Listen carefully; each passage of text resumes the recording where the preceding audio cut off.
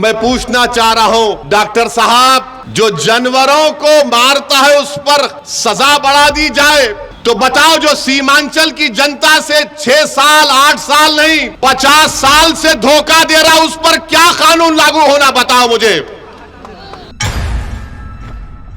बताइए डॉक्टर साहब। क्या सजा मिलनी चाहिए उन लोगों को जिन्होंने सीमांचल की जनता के ख्वाबों को चूकनाचूर कर दिया।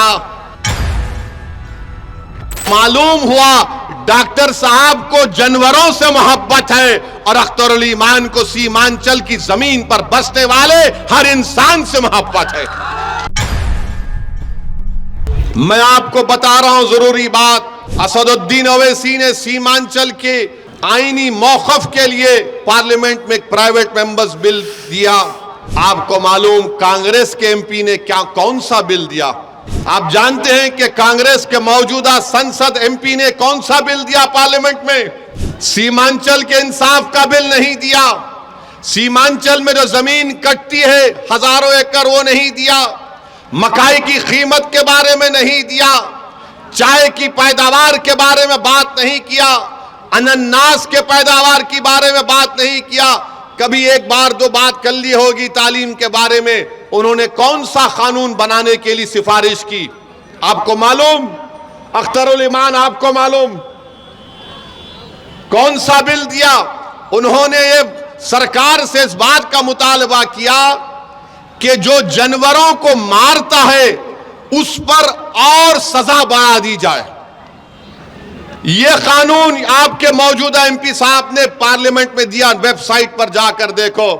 मैं पूछना चाह रहा हूं डॉक्टर साहब, जो जानवरों को मारता है उस पर सजा बढ़ा दी जाए, तो बताओ जो सीमांचल की जनता से 6 साल 8 साल नहीं 50 साल से धोखा दे रहा, उस पर क्या कानून लागू होना, बताओ मुझे। जानवर को कोई मारता है तो सजा बढ़नी चाहिए, तो क्या सीमांचल पर बसने वाले इंसान नहीं है? सीमांचल पर बसने वाले लोग, जो बच्चे यतीम हो जाते हैं, जो बच्चे अपने घर बार को छोड़कर रोजी की तलाश में भारत के कोने कोने में चले जाते हैं, बताइए डॉक्टर साहब, क्या सजा मिलनी चाहिए उन लोगों को जिन्होंने सीमांचल की जनता के ख्वाबों को चूकनाचूर कर दिया? अरे जिसकी हजारों एकड़ जमीन कट जाती है, उस जो जिम्मेदार है उसको क्या सजा मिलनी चाहिए? तो मालूम हुआ डॉक्टर साहब को जानवरों से मोहब्बत है और अख्तरुल ईमान को सीमांचल की जमीन पर बसने वाले हर इंसान से मोहब्बत है। तो मेरे अजीज दोस्तों और बुजुर्गों, ये फर्क है अख्तरुल ईमान में और मौजूदा मेंबर ऑफ पार्लियामेंट में। आप अपने वोट का सही इस्तेमाल करिए, अपने वोट का गलत इस्तेमाल मत होने दीजिए।